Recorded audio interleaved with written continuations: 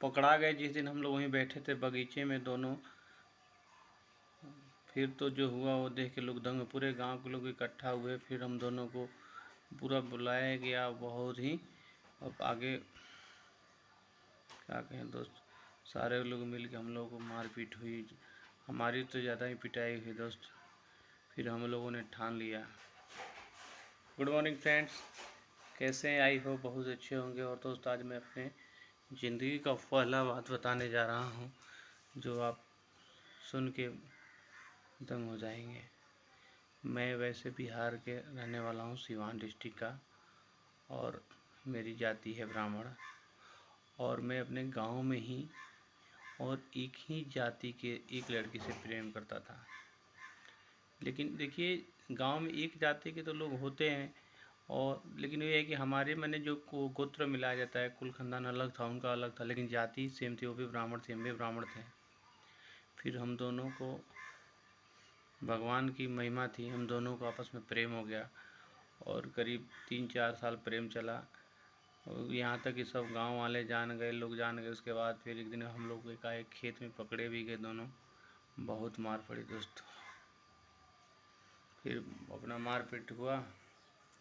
उसके बाद अब हम लोग को मिलना जुलना पूरा बंद कर दिया गया। ना उनको घर से निकलने देते थे, ना हमें इधर, उन्हें घर से एकदम दुश्मनी। उसके बाद हम दोनों ने जैसे तैसे करके, और फिर उनके एक वो चाचा के घर की बहू की भाभी थी, उनके फ़ोन से फ़ोन कर लिया उन्होंने। फिर हम दोनों का राय सलाह किया, और रात के करीब 2 बजे उन्होंने अपने घर से निकल गई, और मैं भी अपने घर से निकल गया। 2 बजे रात में जाके, हमारे यहाँ भाटपार स्टेशन पड़ता है, वहीं पे हम लोगों ने ट्रेन पकड़ लिया। 2 बजे रात में, समझिए दोस्त कितना रात होता है। इतना चोर का डर, न कुछ का डर से गए वहाँ पे। रात में एक ट्रेन आ रही थी जो हम लोगों को ले गई दिल्ली। दिल्ली जाना था, लेकिन वो ट्रेन हमें ये लखनऊ में ही छोड़ना पड़ा। जहाँ मैं रहता हूँ फिलहाल, लखनऊ में ही छोड़ दी। और लखनऊ से समझ, आज तक हमने कभी बाहर गया नहीं था। फिर लखनऊ में ही छोड़ दिया। लखनऊ में पूरे 2-3 घंटे बैठे रहे। फिर यहाँ से एक पता किए तो एक दिल्ली की ट्रेन आ रही थी। फिर दिल्ली निकले।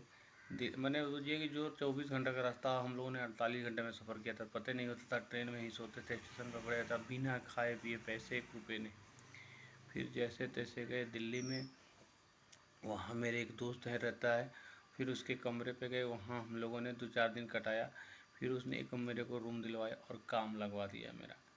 फिर वो भी समझिए काम का, दिहाड़ी मजदूरी का काम लगवाया उसने। बस उस समय 160 रुपये मिलता था दोस्त। 160 रुपये में जब शाम को नकद लेके आता था, तो फिर हमारा वो गुजर बसर चलता था। यही है कि उसने, जो दोस्त ने, आटा चावल और गैस उसका तो उधार दिलवा दिया था, और जो हम 160 रुपये ले आते थे, बस उसी से गुजर बसर चलते रहा। करीब समझिए कि 1.5-2 साल तो उसके साथ मैंने काम किया दिहाड़ी मजदूरी पे। फिर मेरे, अब क्या करें, एक मेरी लड़की भी हुई है, लड़की पैदा हुई वहीं पे। फिर समझिए भगवान की गुजार, जिसके मैंने तुरंत पहले एक अच्छी कंपनी में ज्वाइनिंग कर लिया था, जो जींस लाइन का कंपनी था। और वो मालिक ने मुझे काफ़ी माना है, भगवान ने उसकी बरकत करे। जो पंजाबी लोग कहते हैं कि सरदार लोग होते हैं बहुत अच्छे होते हैं, तो वो सरदार ही था, लेकिन उसने बहुत ही अच्छा किया। हमारे वो जो लड़की हुई, बड़ा ऑपरेशन से हुआ था। करीब उस समय 50,000 रुपये ऑपरेशन में लगा था, और सारा पैसा उसी ने दिया था दोस्त। उसके बाद मैंने जैसे तैसे करते रहा, उसके यहाँ नौकरी करते रहा।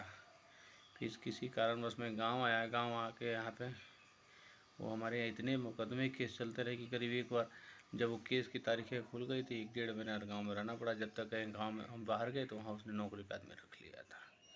तो मैं लास्ट में हर बात आके अब यहाँ लखनऊ में आया हूँ।